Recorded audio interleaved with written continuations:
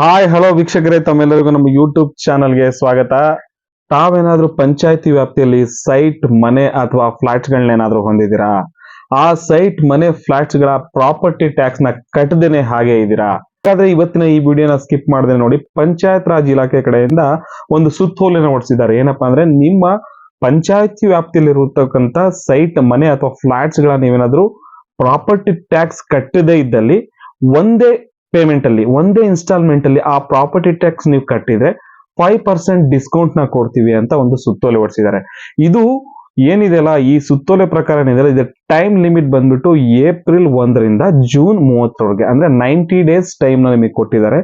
ನೀವು ನಿಮ್ಮ ಮನೆಯಲ್ಲೇ ಕೂತ್ಕೊಂಡು ಈ ಪ್ರಾಪರ್ಟಿ ಟ್ಯಾಕ್ಸ್ ನ ಕಟ್ಬೋದು. ನಾವು ಡೈಲಿ ಯೂಸ್ ಮಾಡ್ತಕ್ಕಂತ ಗೂಗಲ್ ಪೇ, ಫೋನ್ ಪೇ ಅಲ್ಲೂ ಕೂಡ ನೀವು ನಿಮ್ಮ ಪ್ರಾಪರ್ಟಿ ಟ್ಯಾಕ್ಸ್ ನ ಕಟ್ಬಹುದು.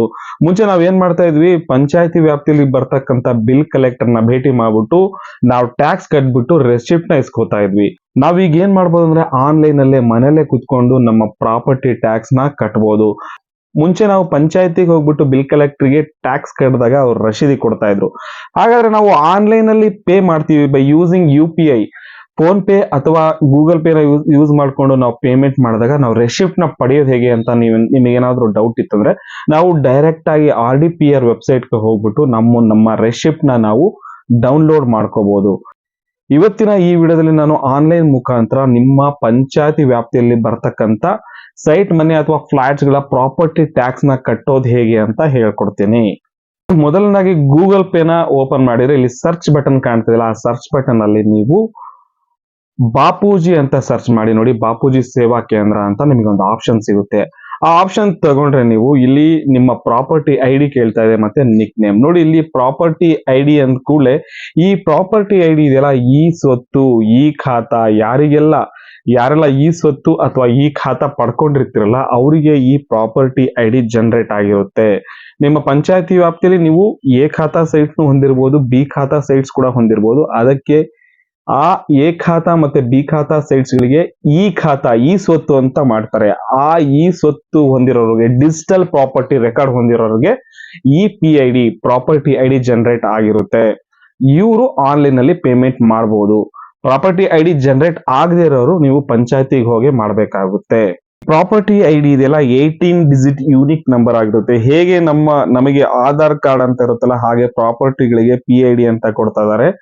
ಇದು ಯೂನಿಕ್ ಆಗಿರುತ್ತೆ. ಒಂದು ಸೈಟ್ ಇಂದ ಇನ್ನೊಂದು ಸೈಟಿಗೆ ಇದು ಡಿಫರೆಂಟ್ ಆಗಿರುತ್ತೆ. Unique number. ಈ ಯೂನಿಕ್ ನಂಬರ್ ನ ನೀವು ಹೇಗ್ ತಗೋಬೇಕಂದ್ರೆ, ಥ್ರೂ ನಿಮ್ಮ ಏನು ಪ್ರಾಪರ್ಟಿ ಇರುತ್ತಲ್ಲ, ಪಂಚಾಯತಿ ವ್ಯಾಪ್ತಿಯಲ್ಲಿ ನಿಮಗೆ ಎ ಖಾತಾ ಸೈಟ್ಸ್ ಇರ್ಬೋದು ಅಥವಾ ಬಿ ಖಾತಾ ಸೈಟ್ಸ್ ಗಳು ಇರ್ಬೋದು. ಅದಕ್ಕೆ ಈ ಖಾತಾ ಮಾಡಿಸಿರ್ಬೇಕು. ಈ ಸ್ವತ್ತು ಮಾಡಿಸಿದವರಿಗೆ ಈ property ID 18 digit property ID generate ಆಗಿರುತ್ತೆ. ಬೈ ಯೂಸಿಂಗ್ ಪ್ರಾಪರ್ಟಿ ID ನಾವು ಏನ್ ಮಾಡ್ಬೋದು, ನಮ್ಮ ಪೇಮೆಂಟ್, ಪ್ರಾಪರ್ಟಿ ಟ್ಯಾಕ್ಸ್ ಪೇಮೆಂಟ್ ನ ನಾವು ಗೂಗಲ್ ಪೇ ಅಥವಾ ಫೋನ್ ಪೇ ಅಲ್ಲಿ ನಾವು ಪ್ರಾಪರ್ಟಿ PID ನ ಎಂಟರ್ ಮಾಡ್ಬಿಟ್ಟು ನಮ್ಮ ಪ್ರಾಪರ್ಟಿ ಟ್ಯಾಕ್ಸ್ ನ ನಾವು ಕಟ್ಬೋದು. ಇನ್ನೊಂದು ಕೇಸು, ನೀವು ಈ ಖಾತಾ ಕೂಡ ಮಾಡಿಸಿದ್ರ, ಬಟ್ ನನಗೆ ಪ್ರಾಪರ್ಟಿ ID ನೆನಪಿಲ್ಲ, ನಾನು ಈ ಖಾತಾ ಎಲ್ಲೋ ಡಾಕ್ಯುಮೆಂಟ್ ನಾನು ಎಲ್ಲೋ ಇಟ್ಬಿಟ್ಟಿದ್ದೇನೆ ಅಂದ್ರು ಗಾಬರಿ.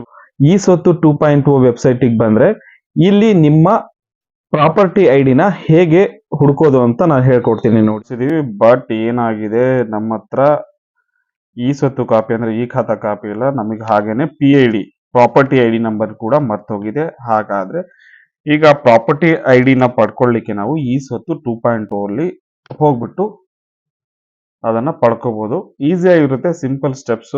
ನಿಮಗೆ ನಿಮ್ಮ ಪ್ರಾಪರ್ಟಿ ID ಗೊತ್ತಿದ್ರು ಪರವಾಗಿಲ್ಲ. ಕೆಲವು ಡಾಟಾಗಳನ್ನ ಕೇಳುತ್ತದು, ಅದನ್ನ ನೀಟಾಗಿ ಎಂಟರ್ ಮಾಡಿದ್ರೆ ಆಯ್ತು. ಇಲ್ಲಿ ನಾಗರಿಕ ಸೇವೆಗಳಲ್ಲಿ ಈ ಖಾತಾ ತಗೊಳ್ಳಿ. ಈ ಖಾತಾ ತಗೊಂಡು ಇಲ್ಲಿ ನಾಗರಿಕ ಸೇವೆಗಳು, ಅಸ್ತಿತ್ವದಲ್ಲಿರುವ ಖಾತಾ, ಇದನ್ನ ವೀಕ್ಷಣೆ ಮಾಡ್ಲಿಕ್ಕೆ ಏನ್ ಮಾಡಿ, ಇಲ್ಲಿ ಕ್ಲಿಕ್ ಮಾಡಿ. ಆಲ್ರೆಡಿ ಅಸ್ತಿತ್ವದಲ್ಲಿದೆ. ಇಲ್ಲಿ ಸಿಂಪಲ್ ಆಗಿ ನೋಡಿ, ಡಿಸ್ಟ್ರಿಕ್ಟ್ ಕೇಳುತ್ತೆ, ನಿಮ್ಮ ತಾಲೂಕು, ಯಾವ ಪಂಚಾಯತಿ ವ್ಯಾಪ್ತಿಯಲ್ಲಿ ಬರುತ್ತೆ, ಯಾವ ವಿಲೇಜ್ ಕೇಳ್ಬಿಟ್ಟು ಇಲ್ಲಿದೆಲ್ಲ ಇದು 3 ಆಪ್ಷನ್ ಇರುತ್ತೆ. ಒಂದು ಪ್ರಾಪರ್ಟಿ ನಂಬರ್ ನಮಗೆ ಗೊತ್ತಿಲ್ಲ, ಓನರ್ ನೇಮ್ ಗೊತ್ತಿರುತ್ತೆ, ಓನರ್ ನೇಮ್ ಹಾಕ್ಬಿಟ್ಟು ಇಲ್ಲಿ ಓನರ್ ನೇಮ್ ಅಂತ ಇಲ್ಲಿ ಸೆಲೆಕ್ಟ್ ಮಾಡ್ಕೊಂಡು ಇಲ್ಲಿ ಓನರ್ ನೇಮ್ ಹಾಕಿದ್ರೆ ಆಯ್ತು. ನಿಮ್ಮ ಡೀಟೇಲ್ಸ್, ಪ್ರಾಪರ್ಟಿ ID ಡೀಟೇಲ್ಸ್ ಎಲ್ಲ ಎಂಟ್ರಿ ಮಾಡಿ ಸರ್ಚ್ ಮಾಡಿದ ಕೂಡಲೇ ಗ್ರಾಮ ಪಂಚಾಯತ್ ವಿಲೇಜ್ ಪ್ರಾಪರ್ಟಿ ID ಅಂತ ಬರುತ್ತೆ. ಇದು 18 ಡಿಜಿಟ್ ಪ್ರಾಪರ್ಟಿ ID ಇರುತ್ತೆ. ಈ ಪ್ರಾಪರ್ಟಿ ID ನ ನಾವು ತಗೋಬೇಕಾಗುತ್ತೆ. ಈಗ ಫೋನ್ ಪೇ ಓಪನ್ ಮಾಡ್ಕೊಳ್ಳೋಣ. ಇಲ್ಲಿ ನೋಡಿ ರೀಚಾರ್ಜ್ ಅಂಡ್ ಬಿಲ್ಸ್ ಅಂತ ಕಾಣ್ತಿದೆಯಲ್ಲ, ಇದ್ರ ಕೆಳಗಡೆ ಮೋರ್ ಆಪ್ಷನ್ ಅಂತ ಇದೆಯಲ್ಲ, ಇದನ್ನ ಕ್ಲಿಕ್ ಮಾಡ್ಕೋಬೇಕು. ಮೋರ್ ಆಪ್ಷನ್ ಕ್ಲಿಕ್ ಮಾಡ್ಕೊಂಡ್ಮೇಲೆ ನೋಡಿ ನಿಮಗೆ ಸುಮಾರು ಆಪ್ಷನ್ ಬರುತ್ತೆ. ಅದರಲ್ಲಿ ಹೌಸಿಂಗ್ ಅಂಡ್ ಸೊಸೈಟಿಯಲ್ಲಿ ನಾವೇನ್ ಮಾಡ್ಬೇಕು, ಫಸ್ಟ್ ಮುನ್ಸಿಪಲ್ ಟ್ಯಾಕ್ಸ್ ಅಂತ ಕಾಣ್ತಾ ಇದೆಯಲ್ಲ, ಆ ಮುನ್ಸಿಪಲ್ ಟ್ಯಾಕ್ಸ್ ನ ತಗೋಬೇಕು. ಮುನ್ಸಿಪಲ್ ಟ್ಯಾಕ್ಸ್ ನ ತಗೊಂಡಾದ್ಮೇಲೆ ಇಲ್ಲಿ ಸರ್ಚ್ ಆಪ್ಷನ್ ಅಲ್ಲಿ ಬಾಪೂಜಿ ಅಂತ ಸರ್ಚ್ ಮಾಡಿ, ಇಲ್ಲಿ ನೋಡಿ RDPR ಇಲ್ಲಿ 18 ಡಿಜಿಟ್ ಪ್ರಾಪರ್ಟಿ ನಂಬರ್ ನ ಎಂಟರ್ ಮಾಡಿ, ಅದೇ PID number 18 digit PID number ನ ಎಂಟರ್ ಮಾಡಿದ್ರೆ ನಿಮ್ಮ ಡೀಟೇಲ್ಸ್ ನಿಮಗೆ ಫೆಚ್ ಆಗುತ್ತೆ. ಡೀಟೇಲ್ಸ್ ಫೆಚ್ ಆದ್ಮೇಲೆ ನೋಡಿ ಇಲ್ಲಿ 2640 ಡಿಒ ಅಮೌಂಟ್ ಇದೆ. ಈ 2640 ಡಿಒ ಅಮೌಂಟ್ ನ ವಿತಿನ್ 90 ಡೇಸ್ ಒಳಗಡೆ ಪಾವತಿ ಮಾಡುತ್ತೆ ಅಂದ್ರೆ 5% ಡಿಸ್ಕೌಂಟ್ ಸಿಗುತ್ತೆ. ಈಗ ಗೂಗಲ್ ಪೇ ಅಲ್ಲಿ ಪೇ ಎನಿವನ್ ಆನ್ UPI ಅಂತಿದೆಲ್ಲ, ಇಲ್ಲಿ ಏನಂತ ಸರ್ಚ್ ಮಾಡಿ ಅಂದ್ರೆ ಬಾಪೂಜಿ ಅಂತ ಸರ್ಚ್ ಮಾಡಿ, ಸೇಮ್ RDPR ಬಾಪೂಜಿ ಅಂತ ಬರುತ್ತೆ. ಅದ್ ಬಂದ ಸೆಲೆಕ್ಟ್ ಮಾಡ್ಕೊಂಡ್ಮೇಲೆ ಇಲ್ಲಿ 18 ಡಿಜಿಟ್ ಪ್ರಾಪರ್ಟಿ ನಂಬರ್ ನ ಹಾಕಿ ನೀವು ನಿಕ್ ನೇಮ್ ಏನ್ ಬೇಕಾದ್ರೂ ಕೊಟ್ಕೋಬಹುದು. ಕೊಟ್ಕೊಂಡು ಕಂಟಿನ್ಯೂ ಮಾಡಿ. ಕಂಟಿನ್ಯೂ ಆದ್ಮೇಲೆ ಏನಾಗುತ್ತೆ, ನಾವು ಕೊಟ್ಟಿರ್ತಕ್ಕಂಥ ಡೀಟೇಲ್ ಕರೆಕ್ಟ್ ಆಗಿದೆ ಅಂತ ಇಲ್ಲಿ ನೋಡಿ ಫೌಂಡ್ ಮ್ಯಾಚ್ ಫೌಂಡ್ ಆಗಿದೆ ಅಂತ ತೋರಿಸುತ್ತೆ. ಈ ಡೀಟೇಲ್ಸ್ ಕರೆಕ್ಟ್ ಆಗಿದ್ರೆ ನೀವೇನ್ ಮಾಡಿ, ನೆಕ್ಸ್ಟ್ ಲಿಂಕ್ ಅನ್ನೋ ಆಪ್ಷನ್ ಇದೆಯಲ್ಲ, ಅದನ್ನ ಸೆಲೆಕ್ಟ್ ಮಾಡ್ಕೊಳ್ಳಿ. ಇದನ್ನ ಸೆಲೆಕ್ಟ್ ಮಾಡ್ಕೊಂಡ್ ಕೂಡಲೇ ನಿಮ್ಮ ಡ್ಯೂ ಅಮೌಂಟ್ ಏನು ಎಷ್ಟಿದೆ ಅಂತ ತೋರಿಸುತ್ತೆ. ಅಷ್ಟು ಡ್ಯೂ ಅಮೌಂಟ್ ನ ನೀವು ಪೇ ಮಾಡಬೇಕಾಗುತ್ತೆ. ಇದು ಫೋನ್ ಪೇ ಮತ್ತೆ ಗೂಗಲ್ ಪೇ ಅಲ್ಲಿ ಹೇಗೆ ಪೇಮೆಂಟ್ ಮಾಡೋದಂತ ತೋರಿಸ್ಕೊಟ್ಟಿದ್ದೀನಿ. ಈಗ ನೀವು ಪ್ರಾಪರ್ಟಿ ಟ್ಯಾಕ್ಸ್ ನ ಪೇಮೆಂಟ್ ಮಾಡಿದ್ರೆ ರಶೀದಿನ ಪಡ್ಕೋಬೇಕಲ್ಲ, ಅದಕ್ಕೆ ಏನ್ ಮಾಡ್ಬೇಕಂದ್ರೆ ನೀವು ಗೂಗಲ್ ಕ್ರೋಮಿಗೆ ಬಂದ್ಬಿಟ್ಟು RDPR ಕರ್ನಾಟಕ ಅಂತ ಸರ್ಚ್ ಮಾಡಿ. ಇಲ್ಲಿ ನೋಡಿ ಕೆಳಗಡೆ ಒಂದು ಆಪ್ಷನ್ ಕಾಣ್ತಿಲ್ಲ, ಆನ್ಲೈನ್ ಸರ್ವಿಸಸ್ ರಿಪೋರ್ಟ್ ಕ್ಲಿಕ್ ಮಾಡ್ಕೊಳ್ಳಿ. Online service last option online services report ತಗೊಳ್ಳಿ.